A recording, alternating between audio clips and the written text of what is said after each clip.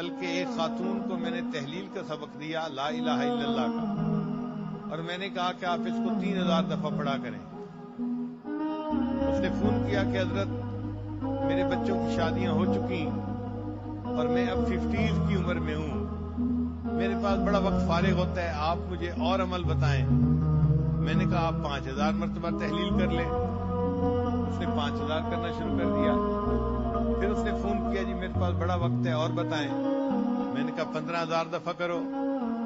پھر اس نے فون کیا، جی اور بتائیں، وقت بہت ہے میرے پاس۔ میں نے کہا بھئی 20000 دفعہ پڑھ لو۔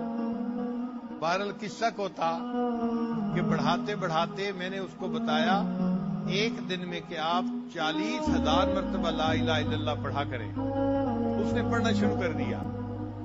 جب رمضان کا مہینہ آیا تو میں سمجھا کہ 40000 رمضان میں تو نہیں پڑھ سکے گی، تو یہ مجھے پوچھے گی کہ اب میں اس کو کچھ کم کر لوں، تو میں کم کر دوں گا تاکہ اس کے لیے آسانی ہو جائے۔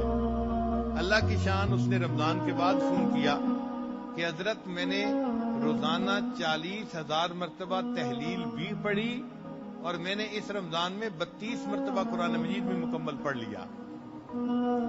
تو کرنے والے لوگ آج کے دور میں بھی الحمدللہ خوب ڈٹ کے عبادت کرتے ہیں، اپنے اللہ کو مناتے ہیں۔ وفی ذالک فلیتنافس المتنافسون، بڑھنے والوں کو اس میں قدم آگے بڑھانا چاہیے، خوب اپنے جسم کو تھکانا چاہیے اور خوش ہونا چاہیے اس پہ کہ یہ جسم دنیا کے لیے اتنی مرتبہ تھکا ہے۔ کتنا اچھا ہوا کہ آج یہ جسم دین کی خاطر تھکا ہے۔